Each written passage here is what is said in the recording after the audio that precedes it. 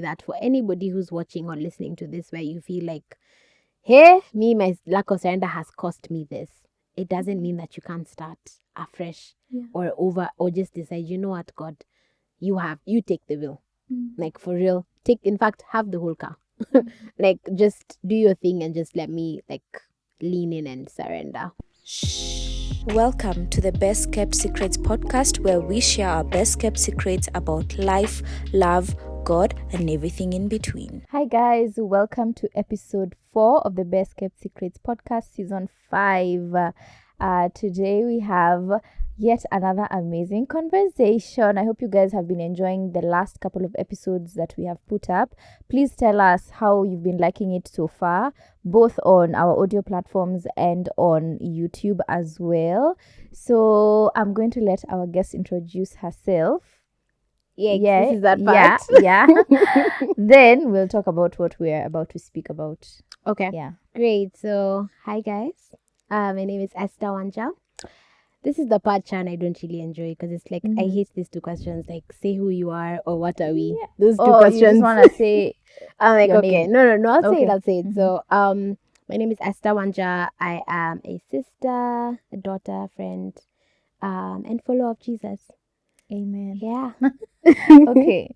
So as we were trying to figure out what to speak about for this conversation, Esther randomly mentioned, not randomly, but I asked her, is there anything you've been wanting to speak about in this season? And she said surrender. And I was like, you know what, Esther, I surrender to what you have just said, and we will speak about that. Whatever plans I had, forget about it. So we're speaking about surrender. Okay. What made you feel like you want to speak about surrender? What has been happening that has been making you feel like, okay, surrender is a thing? Yeah. Do you guys have tissue? Yeah. Like you're ready. Here we cry a lot, so it's okay. Okay. No, I think it's when you first reached out and asked, I think it's just been something that I've really been leaning in, and just a lesson that God has. It's the school. I'm still in that school of surrender, and so I'm not speaking as like an authority, but it's really just like what has been going through my mind and my life. Also just because it constantly feels like every single day, like I'm surrendering. And you constantly, like, you know, there's this notion where you feel like surrender is like a one-time event. Where it's like, you've come, you've given your life to Christ or whatever, or you've told God, like, I'm giving you this project. And that's great. But then I think I've just been learning that it's a daily, like, thing that needs to happen every single day, as if nothing has been done. Like, great, you surrendered yesterday, today is a fresh surrender. And then also just because I think just having conversations with God, like this year has been intense. I don't know about you, but okay, I know about you. Yeah. But a bit about you. But it's really just been intense. And I was thinking about it. You know how you think like back to your year, like we figured that time where we're reflecting and thinking through how the year has been. And just like this year has really been, I was watching your episode, one of your episodes where you're saying you're in the ringer. Yeah. I'm just feeling like I've just been in that boxing ring full time. But then also just as I was reflecting, is just reminding myself, wow, they've really just been certain areas. Like the places where I feel like I've taken the hardest knockouts are places that I didn't surrender fully to God. Like there was an element of partial surrender. So where you feel like, okay, God, like I'm inviting you, but you can just have like this part. Like this one I have, this one I got it. Like, yeah. So I think that's why that really came up. It's because it's been, I think, the thing that God has constantly been reminding me, you have to surrender, you have to keep on trusting me, and you have to keep on relying on me as if nothing has happened. Today I might get it right, I might surrender, and now on the podcast and it's like, oh yes, God, like I said yes, and obedience and whatever, but then tomorrow it's something different. And it's the small, the big, every single thing that you think that you probably are in control of is probably like an area for you to just be like, okay, God, like I'm inviting you in for real. And then especially because I'm a control freak. I like planning everything and having detail. So this year there's so many elements that took me by surprise, and I was just like, hey, okay, so God, for real? Like it's what you're saying, like coming undone. Where you're just like, okay, God, like for real, undo me. As painful as this may be. So I think that's why it keeps on. And then also surrender is painful, Sharon. Yeah. Like it's It's painful. so painful. It's Yeah. it's not fun having to relinquish, and like we feel like, oh, Give let's it go up. sing. Yeah. I surrender all to you. It's like until God actually asks you, are you willing to surrender that friend or that business or whatever Yeah. it is that God has entrusted you that you think you're in control of. So yeah, that's why Yeah. it really came out for me. What about you? For me, I completely agree. I feel like this entire year I've just Yikes. been learning and relearning and learning again about surrender. Yeah. I think I was one of those Christians who had given God partial surrender, where I was like, okay, God, you can have this part, but you usiguze. Usiguze. And yesterday Yeah. I was watching someone by Priscilla, what's her second name? Share. Share. I don't know. I was watching Yeah. someone by her, and she was giving this story. It's so amazing. I think I can link it for you guys to go and watch. Please. But she was giving this story about how they were invited to stay over at someone's house, and it was a really big, beautiful mansion, like an amazingly beautiful house. Yeah. But the host had so many rules about things that they can't touch, about stepping on the carpet with shoes, like about, we don't actually sleep on with duvet, it's just for like decoration. So she had to remove a lot of things. And so she was giving this analogy about her story, and she was relating it to how we relate to God, and how when we invite him to our homes and our hearts, we're like, okay, God, come make my heart your home, but don't touch that, don't step there. That one, actually, we don't use that cup, use this other cup instead.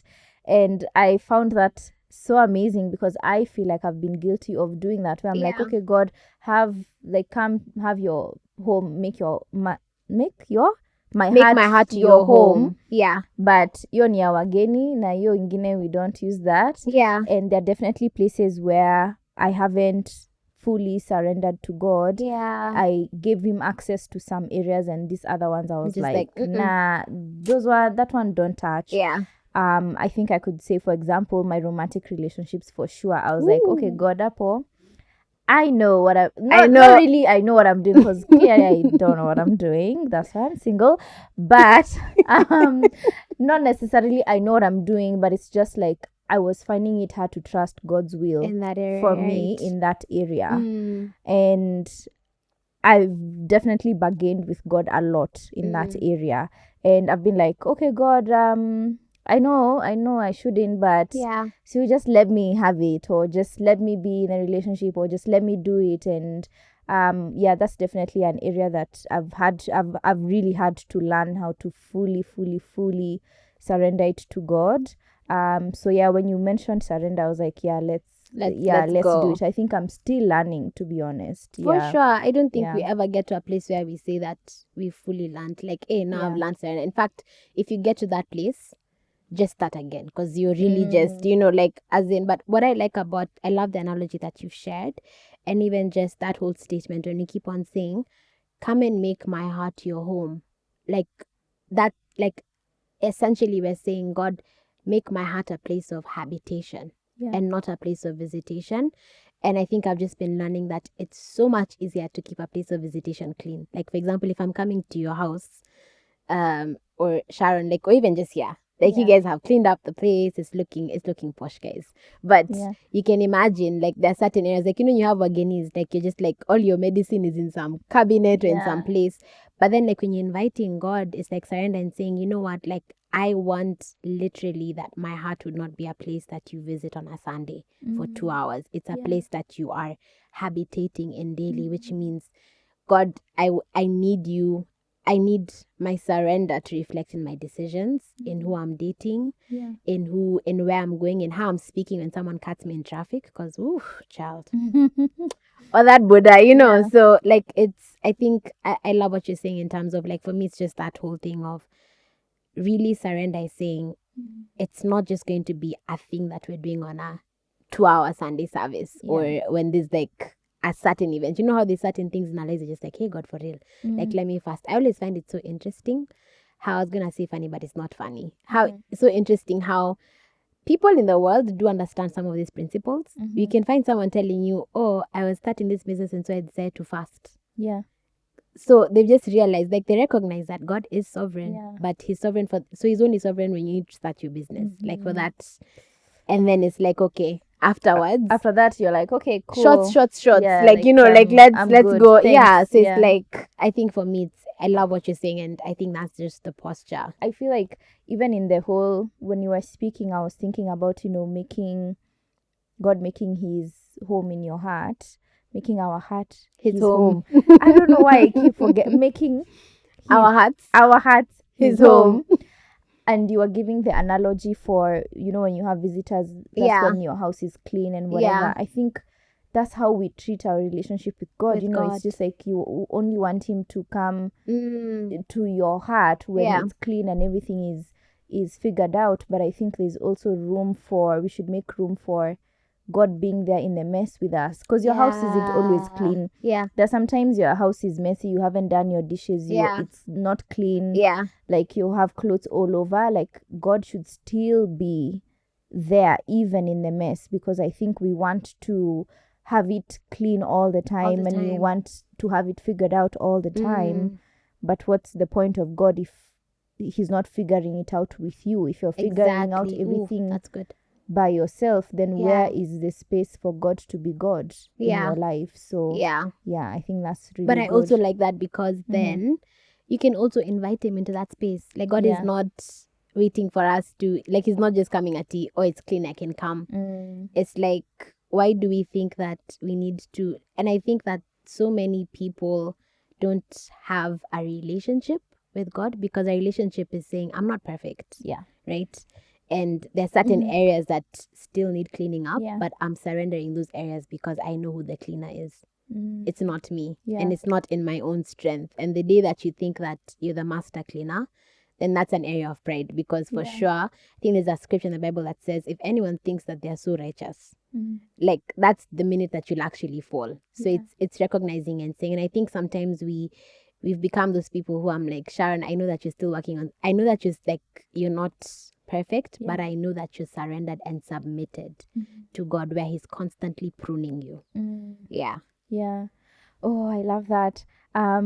Especially on the constantly pruning, because I think pruning is a continuous process. It's not just like continuous painful. Yeah, it's not just like one time you're pruned and you're great. There is that. Yes, there's a season where it's constant pruning. And then there's the pruning over time, where he continues to snip and snip here and whatever until you're okay in his eyes. Yeah. Why do you feel like surrender is important? Because I think we can sit here and speak, but if we don't establish why surrender is important, then people won't know why even surrender. Why should we surrender? That's a good question, Sharon. I really don't mean to be Christianese, but when I think about John 15, because apart from him, I can't do it.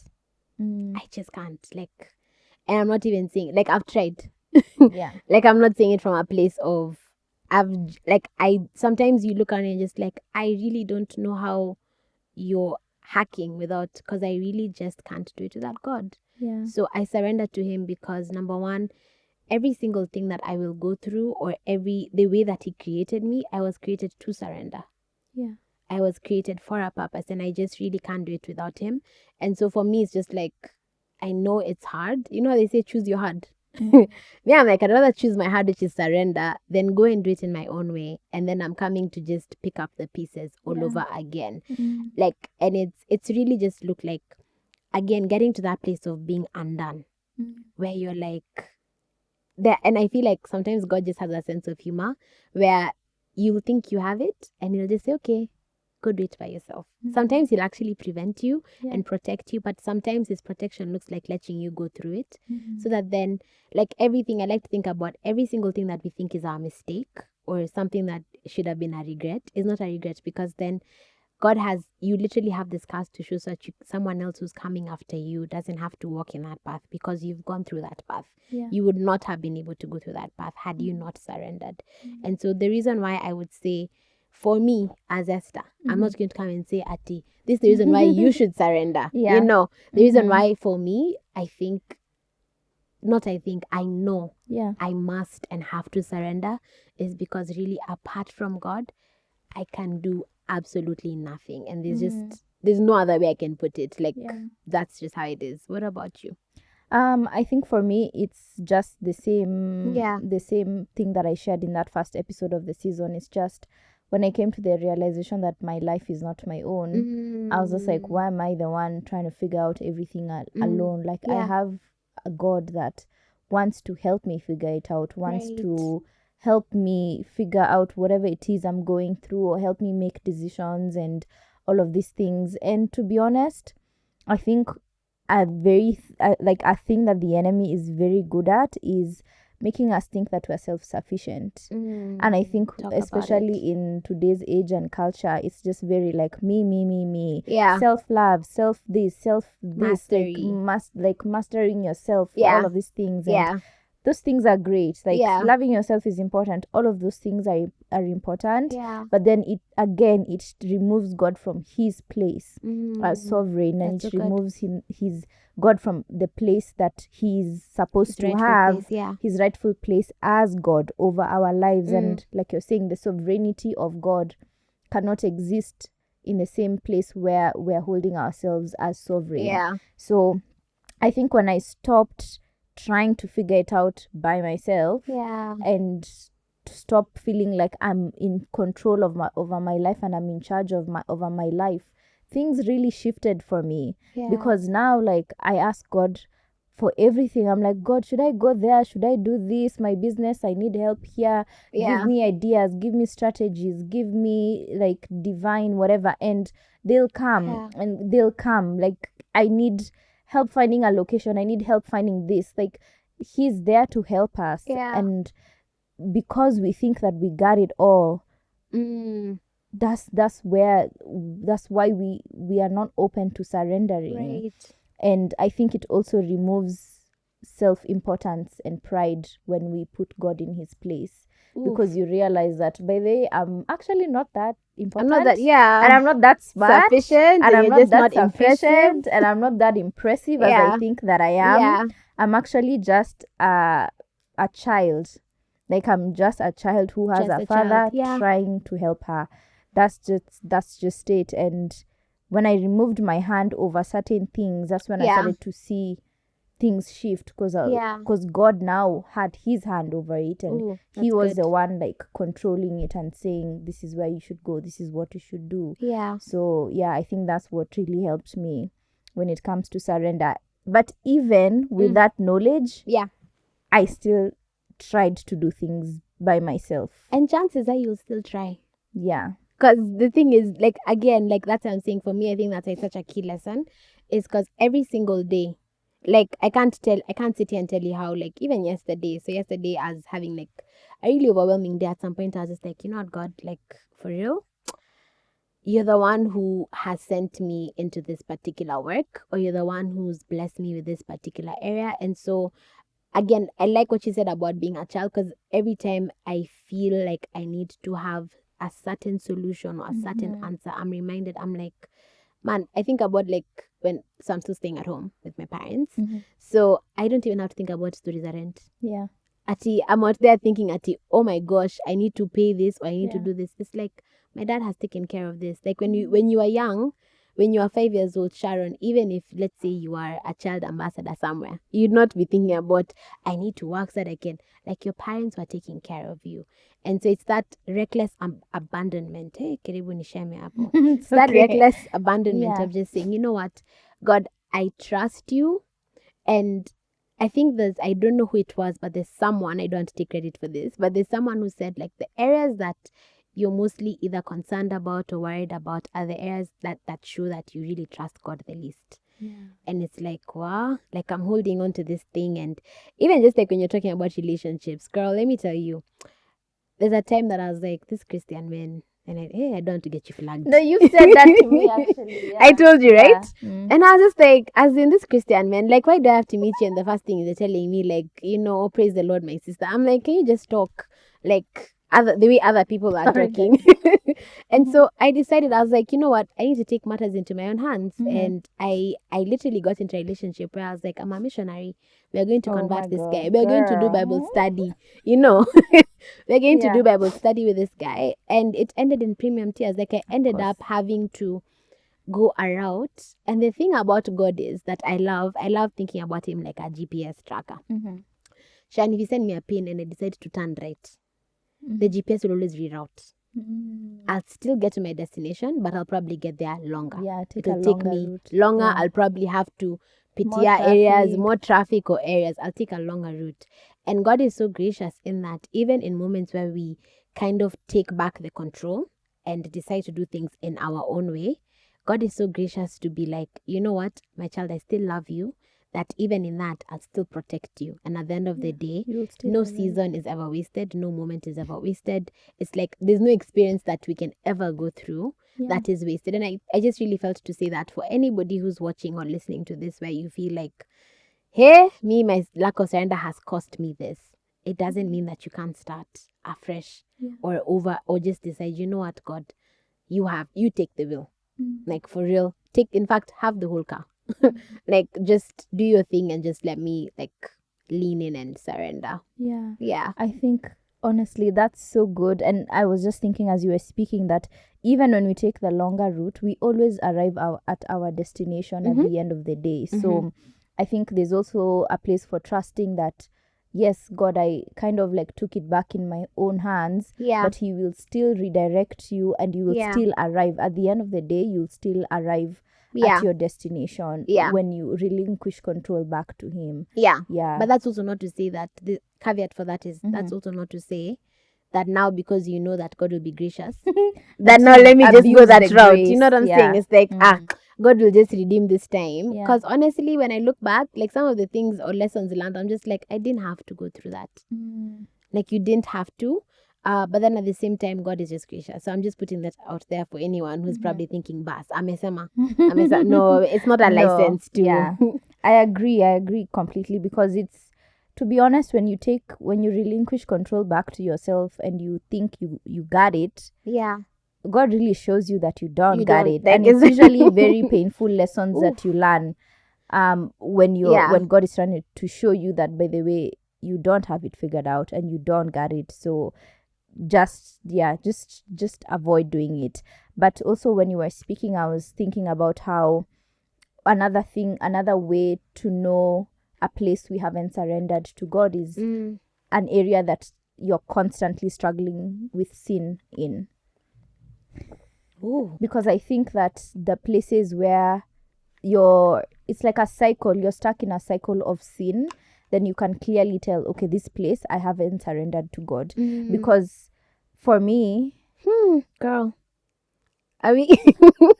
I'm really trying to Do you want to when trend? I wanna like go in there. Go there. No, go there. Okay, go maybe there. not. Do you? Do I wanna go there? Anyways, let me share what I can share. What you can, yeah. Because I don't speak much about this, but basically, for me, back to relationships. That's I think the place where I've never surrendered my relationships to God at all. I have surrendered my friendships, my finances, kind of, my family, my career, my all of that. Like I feel like God has worked on those areas and he's helped me surrender. Yeah. But my relationships has always just been like, oh no, God, I got it. And I've also been like you, where I'm just like, oh, Christian men are so cringe. And but some of you are, and some of them, not all of them, the ones that we've encountered. Okay, wait. I have Christian friends. Some Christian men are cringe. I've kind of just always just done things by myself and I've tried to figure it out by myself, and then I invite God later into the situation after I feel like, okay, I've figured it out, then I invite him later. Yeah. So I think an area that I was constantly stuck in sin was sexual sin, because Wow. That was I'm going there, definitely That's- sexual yeah. sin, because I had never surrendered my romantic relationships whatsoever. So of course I'm going to be stuck in sexual sin when it comes to romantic relationships, because it's that area is not surrendered to God. So it's only until recently that God has been showing me that you need to first of all surrender your relationships, your romantic relationships to me. You need to surrender your heart first of all, because it's not even really about the men that you're dating, it's about your heart. It's a you problem. It's me. It's the you don't trust me with your heart, and you don't trust that I'm going to take care of your heart. Great. And you don't trust that the person that I have for you is a good choice that is also going to take care of your heart. You're trying to figure it out by yourself, right? So I think the enemy constantly like attacking me in that area has also shown me that, okay, the reason that I'm stuck in this sin is because I'm not surrendered in that area. The reason that this thing is constantly a thing for me is because I haven't surrendered that area to God. So I cried a lot of very painful tears when I was surrendering that area to God. But even like you, as I think back, I think, did I have to go through all of that to learn this? Like, if I had surrendered this a long time ago, it would have saved me a lot of pain, a lot of heartbreak. But I know that God still used it for his glory, and I still learned a lot of things that I probably would have never learned. So at the end of the day, I think, God is still God, and he still has his way. But I like that.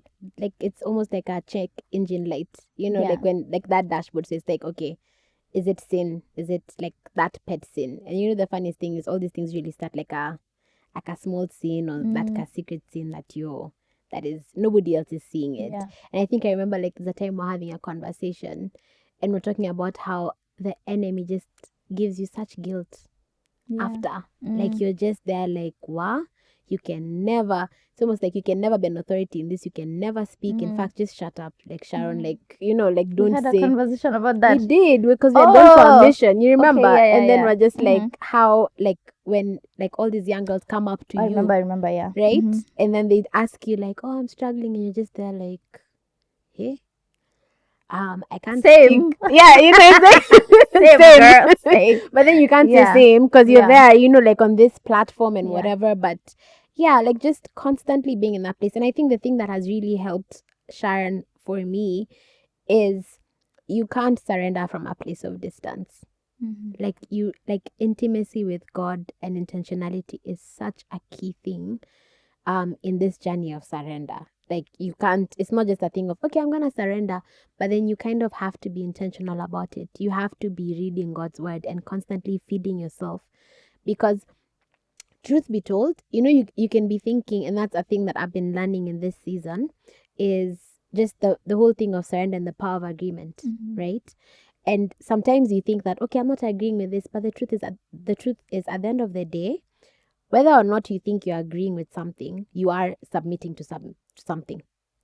So I might not be fighting with you, but I'm submitting to something. Like the power of agreement. Like, we're always at any moment surrendered and submitted to something. So the question then becomes, what are you surrendered to in this moment?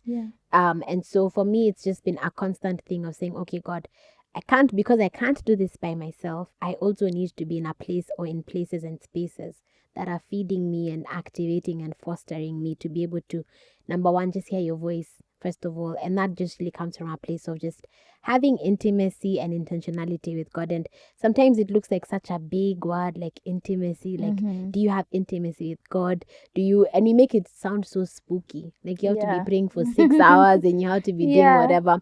But the truth is, Sharon, I can't know you, and I can't know your voice, and I can't be able to know these are the things that irk you if I'm in a place of distance, if I'm just a follower, if I'm your fan, like, I have to now move into actually being like your close friend or somebody who's intentionally doing life with you.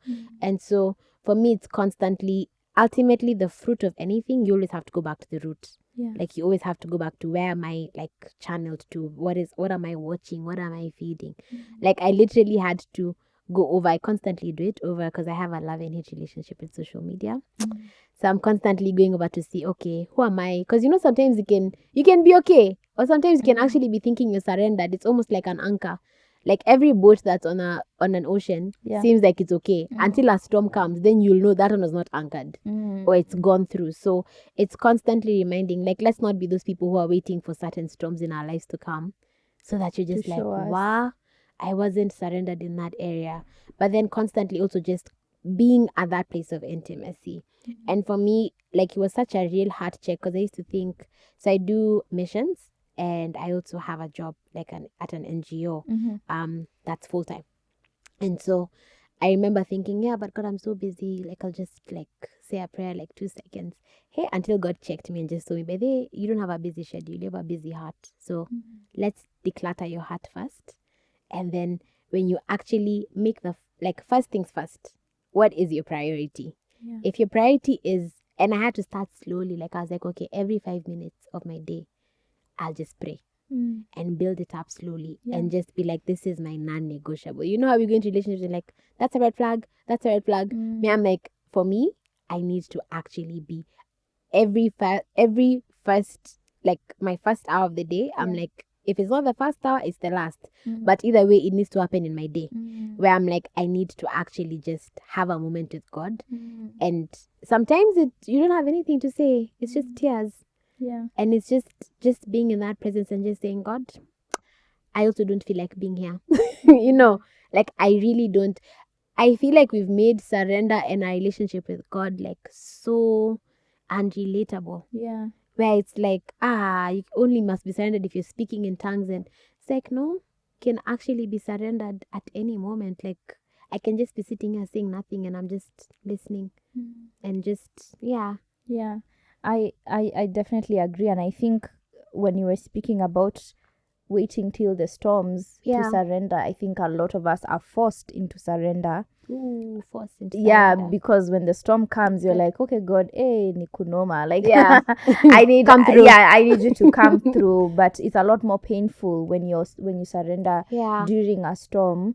Surrender is painful regardless. But I think when you do it without a storm, when it's calm, then it's a lot easier. Maybe even easier to hear from God when there's no storm, when it's just a calm, beautiful sunny day. Then you're more likely to be able to hear from God as opposed to when there's chaos. Because you're really just trying to survive. At that point you're just like I just need to survive right now. I'm just trying to live my life. Well, Sharon, you've whipped up the I'm trying to the great book.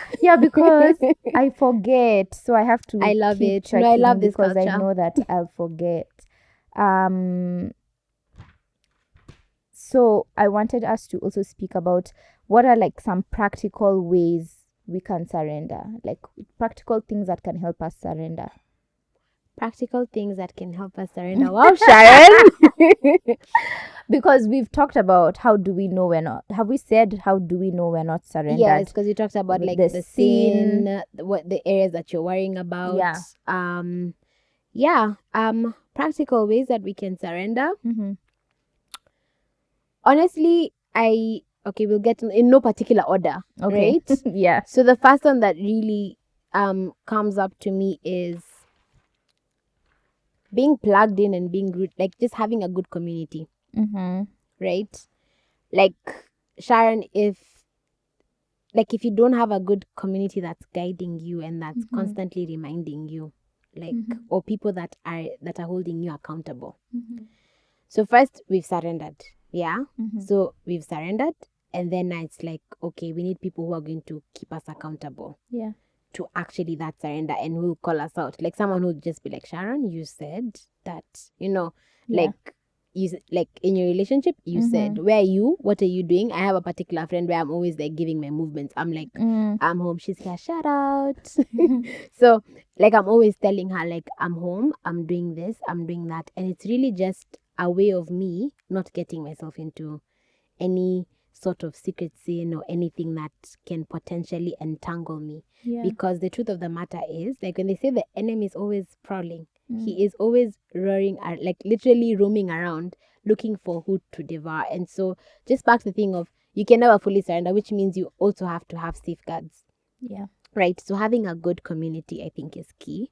I think also just intentionally, like, you have to keep on deciding, Sharon, like every single day, like literally set it, if it means putting it in your schedule. Like, this is my time of surrender. Like, I'll show you, I have an alarm clock that literally says I've said surrender, because I'm like, this is my time. Where if it means in, like, at the beginning, carving out time where you're going to be surrendered, do it, because it's going to help you, where you just, you know that if you need to put an alarm, if it means putting sticky notes or flashcards or reminders, like, literally do whatever you can do to make sure that it's constantly glaring at you, like, are you surrendered? Even in terms of community, back to it, have people that can call you out. Like, don't have a community that's just full of a fan club. Like, it's just like, oh man, that guy is so fine, or that business is like, okay, have you asked God? Like, what does he say? Like, you know, like, it's good, but is it God? Like, have people that will call you out. Those are some of my few. What about you? Do you have any? Look at me passing it to you. I don't know, to be honest, if I have. Is there anything that you've done practically To surrender? Practically. Yeah. I think it's mostly just a lot of prayer and a lot of conversations with God, and just trusting God with my weaknesses. Yes. So it's just a lot of just coming to God bare, like just bare, and just being like, okay, God, Appa, like, I clearly have a problem here and I need you to help me. And then I leave it. Like, just I remove my hand from it and I don't try to figure it out by myself. Yeah. And I'm just like, okay, God, I need you to help me. So I think it's just that, like, raw honesty with God. Just being like, God, like, you know, I mean, you already see everything. Yeah. But let me tell you, like, I can say it out loud and just being like, here I'm struggling. Yeah. Here, this is an issue. You saw me when I did that thing. I really need you to help me figure this out, or I need you to figure it out for me. Like, I need your help. And I think those are, like, the practical things I've done. Just a lot of going to God in prayer and in crying and just being like, God, like, I need you. I just need you. I think just trusting God with my weaknesses is what I would say has been a practical way. Funny enough, I don't think I would say I have community that have been holding me accountable. Maybe my community is God, the Holy Spirit, and Jesus, the Trinity. Wow, Sharon. 3 of you. Okay. The 3 of us and me. They're the ones who have been keeping me in check. Yeah. And I'm grateful that the Holy Spirit has been, like, convicting me. So even in the areas that he's been working on me, I can always tell that, like, I shouldn't have done that, or I shouldn't have said that. Yeah. I shared in a previous episode about gossip, which is something that I'm still trying I heard to like, episode. Girl, like, give me the tea. So that's why I'm saying I can't necessarily say I have.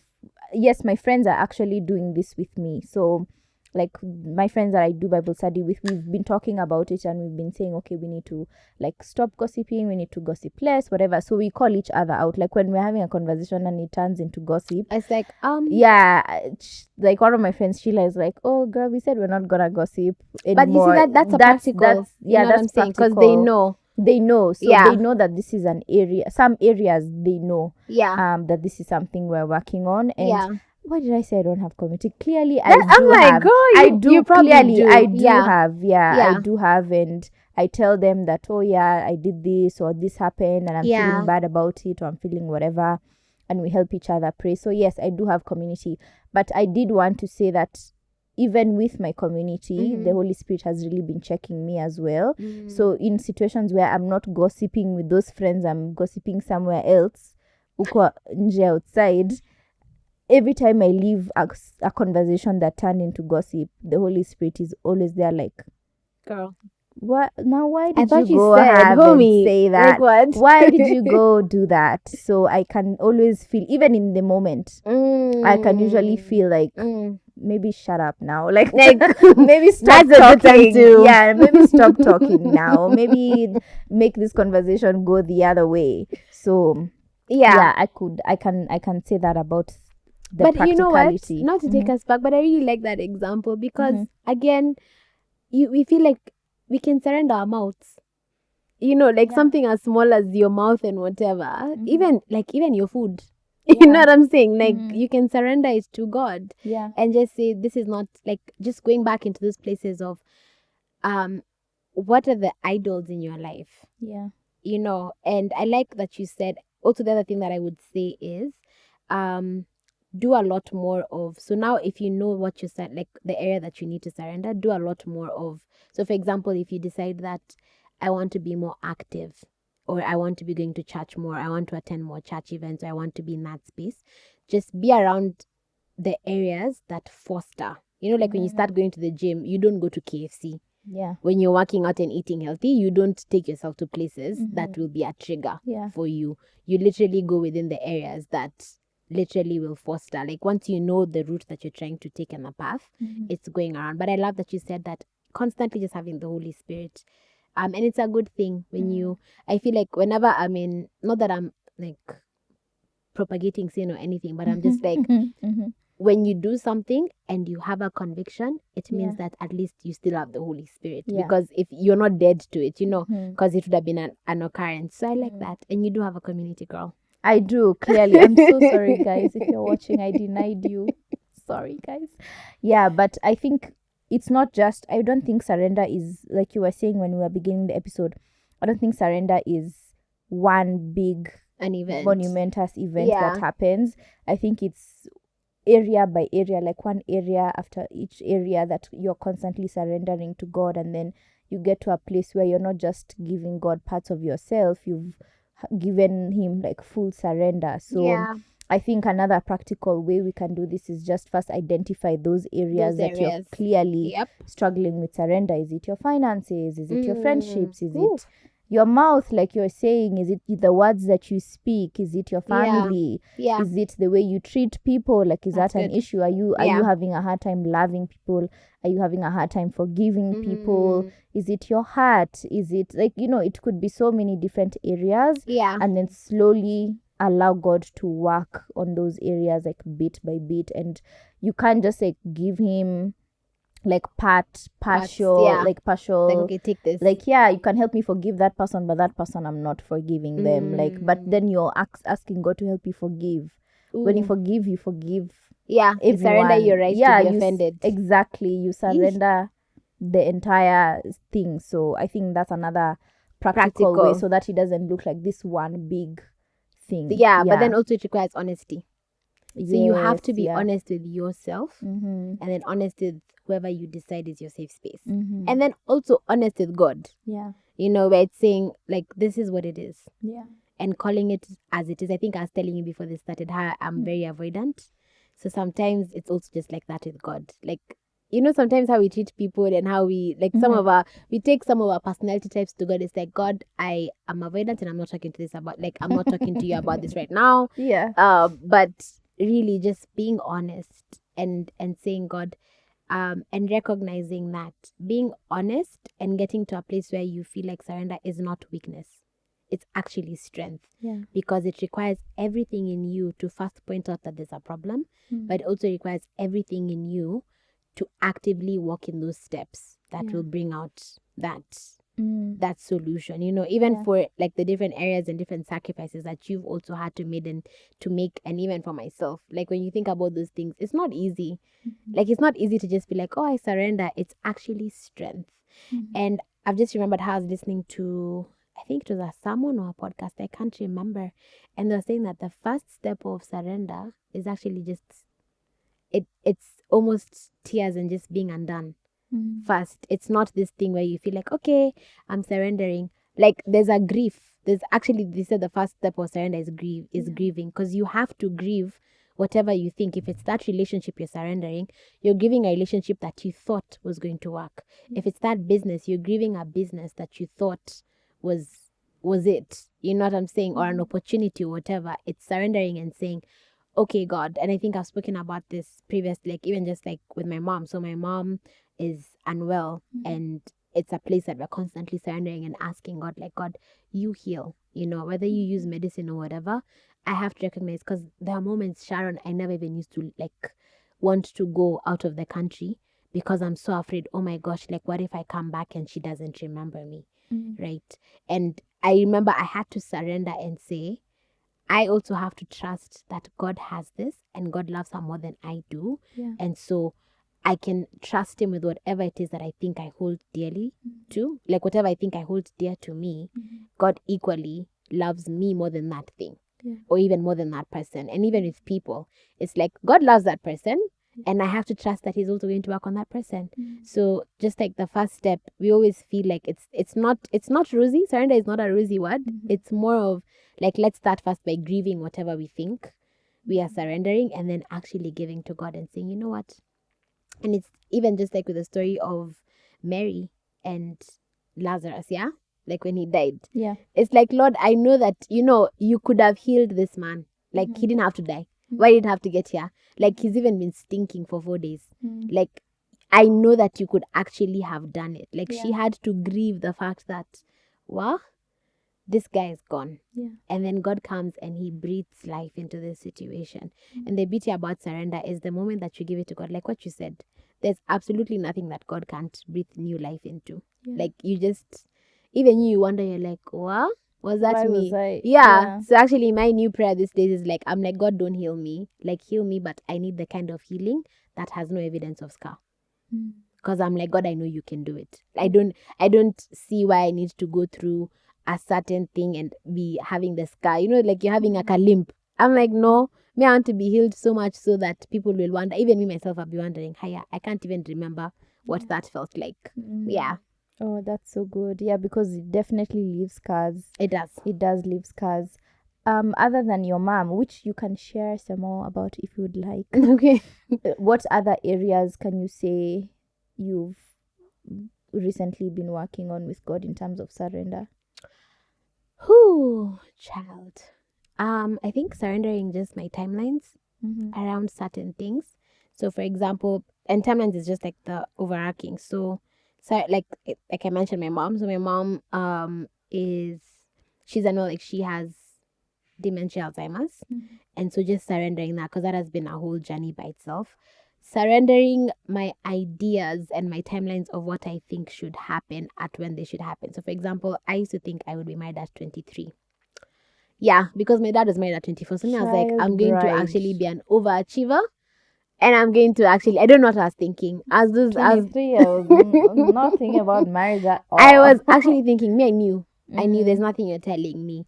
And so obviously that also brought about that explains why, for example, I ended up entering in relationships that I should not have entered into. Yeah. Because for me, I was like, and I used to enter the mindset that this is going to work. Like this relationship, me as those people, for my boyfriend is my husband. I'm not going to. I don't need to kiss many frogs. Like, this is the prince. Yeah, he will have to turn and become a prince. I don't care.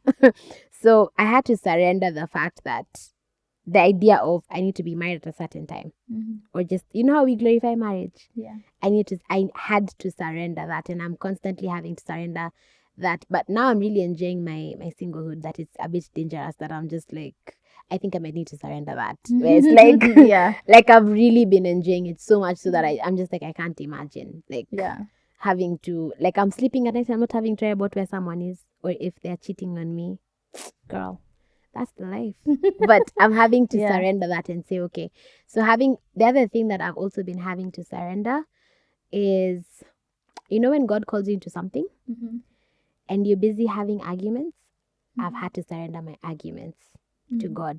And sometimes the arguments are so fortified. It's like, for real, you can't do this. You really can't do this. There are other people who are better. They sound better. They look better.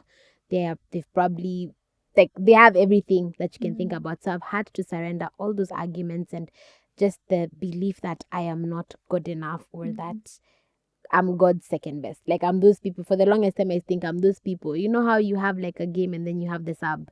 I'm like, as not the main. I'm sure God did not choose me as the starring for this, but I've had to surrender that, because the other school I've been in is like obedience, just learning.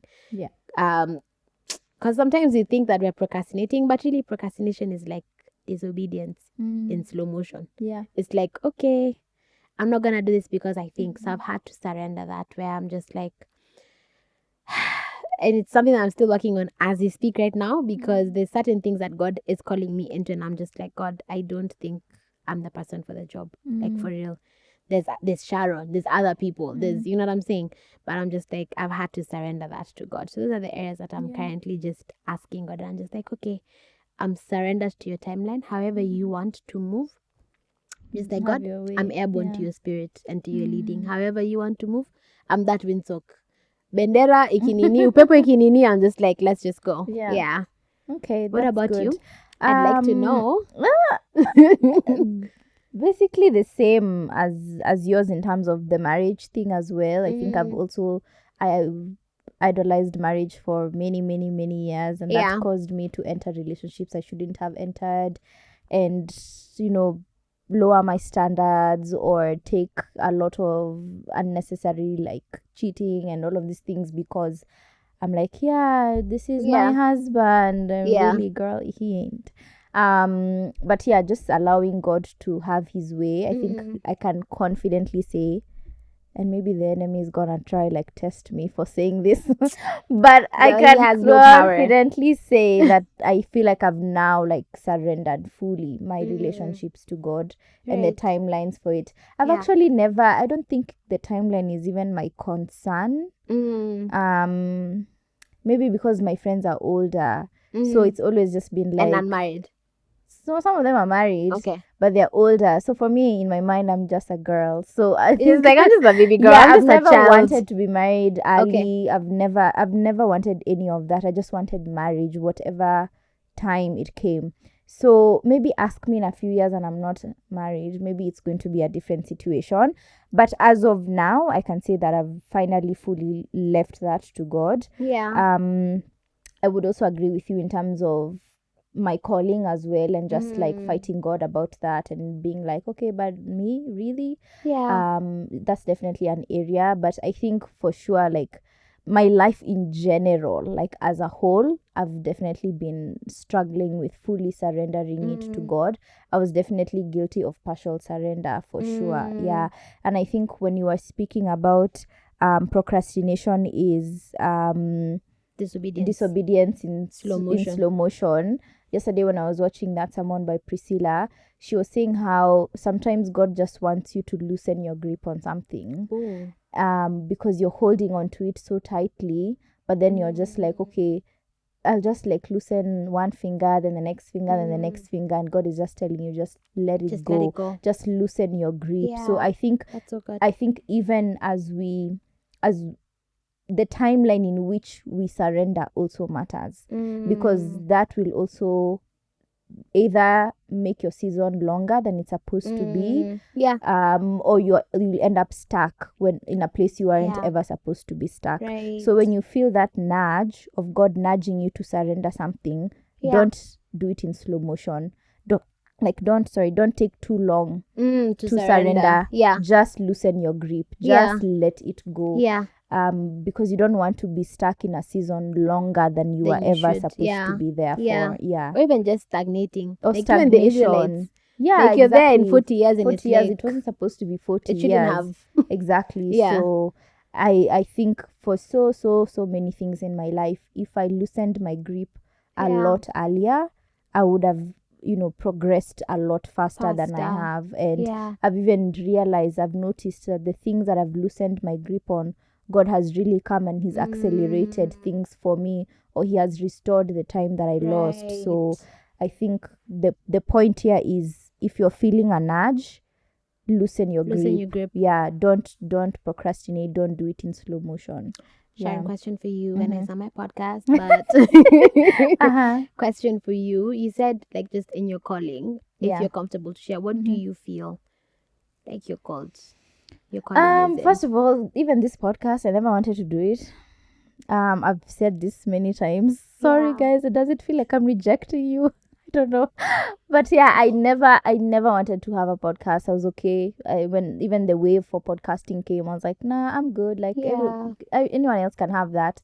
Anyone else can do that. Coming here and speaking about God, I never wanted to do that. I was just happy to create my lifestyle content and my fashion and my hair and my nails and I was happy to do that. But like God like constantly like pushing me and nudging me to speak more about him has definitely been an area that I've had to surrender, because I was scared of how I'll be perceived. I was scared of, people's opinions, and I was fearing, the fear of men and what they'll say and what they'll do and how they'll perceive me, and just my identity as well. I think that's also something that I really struggled with surrendering to God. I didn't want to be known as a Christian girl and she's a cockad, she's whatever. I didn't want any of those terms. I didn't want any of those labels. And I would find myself in social situations when people tell me about my Christianity. I wouldn't deny God, but I would deny it. I'd be like, I'm just a normal person. I'm a believer. I'm spiritual. I'm not whatever. Like, I would find terminologies for it to avoid being called a Christian girl or having this thing. And it's only until recently that I realized later that I'm finally accepting it. I was having a conversation with someone that I was meeting for the first time, but we have a mutual friend, and he told me, she told me you're very Christian, blah, blah, blah, and Christian girl, this and this. And I was like, I do identify as a Christian girl. As a Christian. I finally accepted it. Guys, that is my identity. I identify as a Christian girl. Is that my entire persona? No, there are so many other things about me outside of that. I have a personality outside of that. But yes, I do identify as a girl who follows Christ, and it is what it is. That's who I am. So, I love that. It's like, follow Christ, not me. Yeah. Because you'll get it wrong. Yeah. But I think also just the fear that comes with surrender. Yeah. Because we've talked about like just that whole thing of like, we're grieving. But then there's also like real fear. It's like, you've never done this before. It's uncharted territory. You don't know how it's gonna go. You don't know how it's gonna go. It's real. It's real. Yeah, I agree. I'm going to actually leave it with, first of all, when we finish our episodes, we usually ask our guests to share one thing that is their best kept secret about the thing we've been talking about. Mine, wow, Sharon, I don't even share my best. I usually don't. Be ours. Mine is that as you were speaking, it came to my mind that God cannot mismanage your life. So you feel like you don't know where God is gonna take you. You don't know what this path is gonna lead you to. You feel like when you surrender, you don't know how that's gonna go. But when you have it in your hands, you can control the outcome. You wanna go here, you wanna do this.